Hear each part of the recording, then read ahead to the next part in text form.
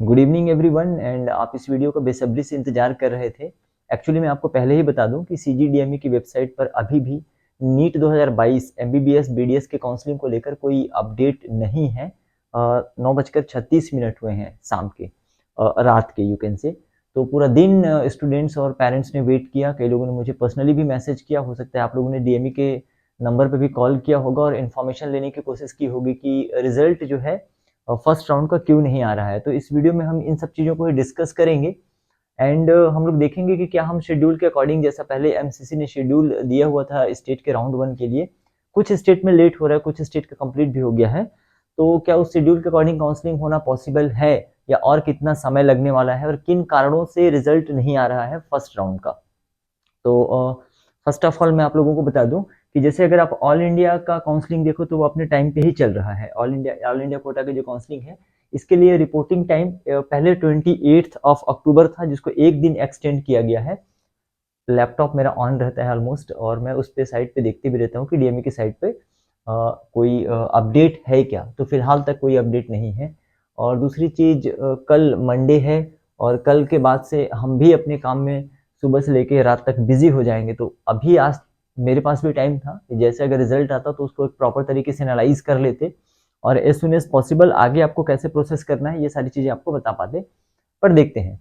तो all India quota का जो काउंसलिंग है ये अपने टाइम पे चल रहा है। रिपोर्टिंग टाइम 29 अक्टूबर को था, ठीक है, और ये निकल चुका है 29। आज 30 है, 30 तारीख है। रेजिग्नेशन के लिए 1 नवंबर का टाइम दिया गया था, जो अभी है ना, 1 नवंबर तक रिजाइन कर सकते हैं सीट। जिन्होंने राउंड 1 से रिजाइन करना है या जो कॉलेज जिनको अलॉट हुआ है उसको रिजाइन कर सकते हैं। और ऑल इंडिया कोटा का जो सेकेंड राउंड का जो शेड्यूल दिया गया है, ये इसमें रजिस्ट्रेशन और पेमेंट का, ये मैं पहले इसलिए डिस्कस कर रहा हूँ कि इसके साथ ही क्या स्टेट का राउंड 2 अपने टाइम पे स्टार्ट होना पॉसिबल है। और इसको आप देखिए कि ऑल इंडिया कोटा का राउंड 2 2 नवंबर से 7 नवंबर तक रजिस्ट्रेशन और पेमेंट कर सकेंगे। चॉइस फिलिंग और चॉइस लॉकिंग के लिए 3 to 8 नवंबर। इसका डिटेल शेड्यूल आप लोगों को MCC की वेबसाइट पे मिल जाएगा, वहां से भी आप देख सकते हैं। यहाँ पे जस्ट हम एक समरी ले रहे हैं उसका। तो चॉइस फिलिंग और लॉकिंग जो है 3 to 8 नवंबर होना है। और इसका जो रिजल्ट आएगा सेकेंड राउंड का 11 नवंबर को। रिपोर्टिंग टाइम 12 to 18 नवंबर है। पहले भी बोला गया था कि 2022 का MBBS का जो सेशन है ये 15 नवंबर से स्टार्ट हो जाएगा। अब आप लोग जानते हैं कि किसी भी स्टेट के गवर्नमेंट मेडिकल कॉलेज में, ठीक है, मोस्टली जो सीटें होती हैं 85% या 82% जो सीटें होती हैं स्टेट कोटा के थ्रू फुलफिल होती है। और जब तक स्टेट का राउंड 1 कंप्लीट नहीं होगा और 15 नवंबर से पहले एडमिशन नहीं होंगे तो सेशन स्टार्ट करना लाइक एक फॉर्मेलिटी ही रह जाएगी, क्योंकि ऑल इंडिया से राउंड 1 में कम बच्चे ही आते हैं, स्पेशली छत्तीसगढ़ स्टेट में, ठीक है। सेकेंड राउंड या मॉपअप राउंड में ज्यादा बच्चे आते हैं ऑल इंडिया से। तो अभी या जिन्होंने लिया भी होगा तो वो अपने स्टेट में अच्छे कॉलेज मिल जाएंगे तो वो रिजाइन कर देंगे और छत्तीसगढ़ के कॉलेज को नहीं लेंगे वो। तो ज्यादा बच्चे रहेंगे नहीं, तो 15 नवंबर को कॉलेज कैसे स्टार्ट होगा। हालांकि 15 नवंबर आने में भी तकरीबन 15 दिन बाकी है। तो देखते हैं क्या चीजें पॉसिबल हो सकती हैं। तो ये आपका ऑल इंडिया का हो गया जो अपने लगभग टाइम पे चल रहा है। अगर हम इसी के साथ में पैरेलल छत्तीसगढ़ स्टेट की बात करें तो जो MCC ने शेड्यूल दिया हुआ था कि स्टेट की काउंसलिंग इसके अकॉर्डिंग हो जाना चाहिए। हालांकि हमने शुरुआत बहुत अच्छी की, यहाँ पे शुरुआत अच्छी की, मतलब 17 नवंबर से हमारी काउंसलिंग स्टार्ट हो गई थी। और पहले तो 25 नवंबर तक था रजिस्ट्रेशन, जिसको बाद में एक्सटेंड करके 28 कर दिया गया, सॉरी अक्टूबर, माफ कीजिएगा, 17 अक्टूबर टू 28 अक्टूबर, ठीक है। तो ये 28 अक्टूबर तक हो गया। अब 28 अक्टूबर के बाद DME के वेबसाइट पर ना तो मेरिट लिस्ट है, ना तो सीट मैट्रिक्स है और ना ही अलॉटमेंट लिस्ट है। अब होता क्या है, अब मेडिकल कॉलेज सबके घर के सामने या सबके शहर में तो है नहीं। आपको एडमिशन लेने के लिए और स्क्रूटनी कराने के लिए अदर बाहर के बच्चे स्पेशली, है ना, अदर स्टेट के बच्चे भी यहाँ के छत्तीसगढ़ के प्राइवेट कॉलेज में पार्टिसिपेट करते हैं, तो उनको वहां पे आना पड़ेगा, उसके अकॉर्डिंग प्रॉपर प्लान करना पड़ेगा। तो anyway last date of joining round 1 का 4 नवंबर होना चाहिए था MCC के शेड्यूल के अकॉर्डिंग स्टेट काउंसलिंग के लिए। तो इसमें मुझे नहीं लगता कि अब ये 4 नवंबर तक last date of joining possible है।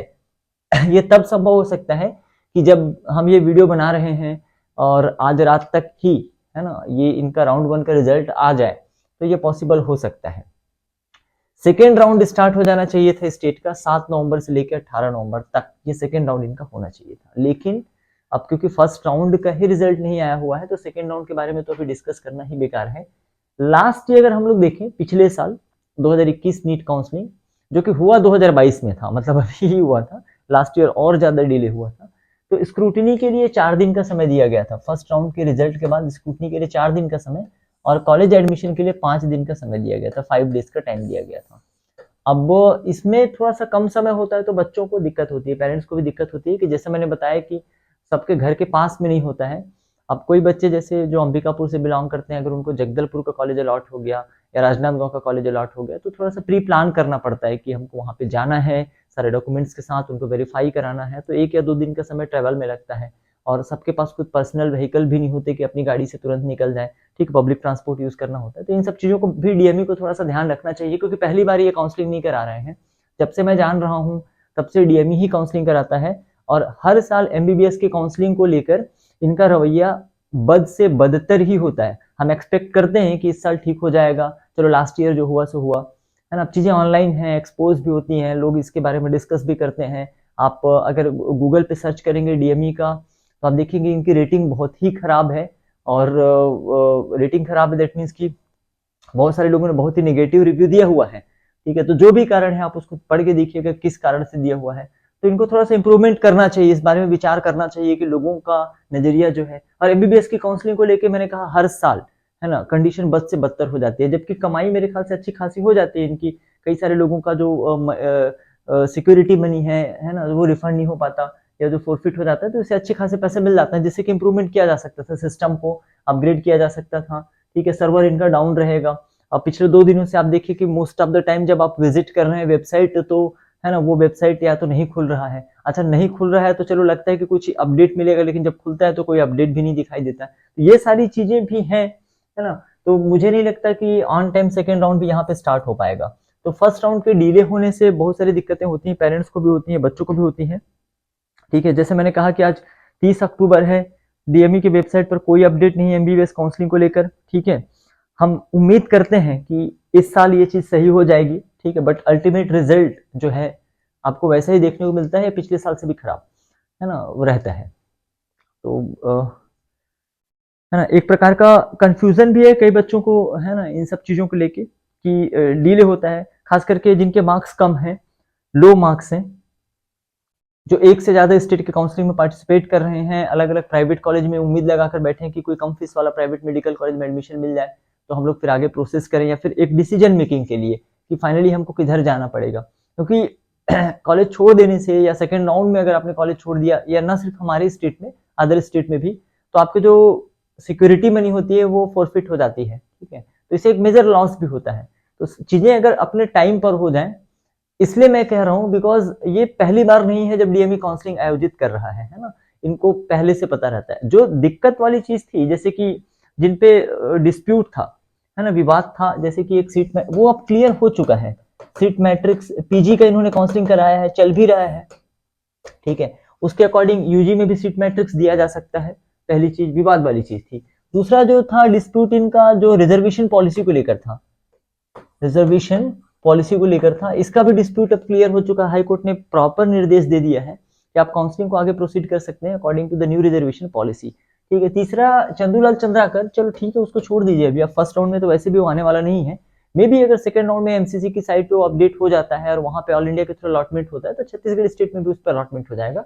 और तीसरी बात रह गई जो ईडब्ल्यूएस की सीटें थी, जो दो नए कॉलेज खुले हैं, क्या उसमें ईडब्ल्यूएस की सीट आएगी या नहीं आएगी। तो अगर वो आएगी तो सेकंड राउंड में या फिर मॉपअप राउंड में उसको शामिल किया जा सकता है, जैसे कि पिछले साल भी हुआ था। तो अभी के लिए जितनी सीटें अवेलेबल हैं और उसमें सारी चीजों को क्लियर करते हुए प्रॉपर तरीके से डीएमई को समय रहते ही ये सारी चीजें कर लेनी चाहिए। क्योंकि मैं बार बार इसको कह रहा हूँ कि काउंसलिंग ये पहली बार नहीं हो रहा है। हमको हर साल पता होता है कि नीट का एग्जाम होना है, मेडिकल कॉलेजेस में एडमिशन होने हैं, तो क्यों ना हम उसको बेहतर तरीके से पहले से ही प्रिपेयर कर लें। तो ये सारी चीजें हैं। एक तरह से कहना चाहिए कि कुछ नया ऐसा न्यूज नहीं है जिसको हम आपके साथ डिस्कस करें, और जैसे ही अगर आता है कोई ऐसा न्यूज, ठीक है, आप भी मुझे बताइएगा थ्रू जिनके पास मेरा कांटेक्ट नंबर है, क्योंकि कल मैं बिजी हो जाऊंगा। कल मॉर्निंग सुबह 6 बजे से लेकर रात को 8 बजे तक मेरा शेड्यूल खुद का रहता है। मैं कोशिश करूंगा समय निकालने के लिए कि मैं समय निकाल के आपको चीजों को एक्सप्लेन करूं, आपके लिए वो हेल्पफुल हो, ठीक है। So that's all for this video. मिलते हैं नेक्स्ट वीडियो में। Thank you very much.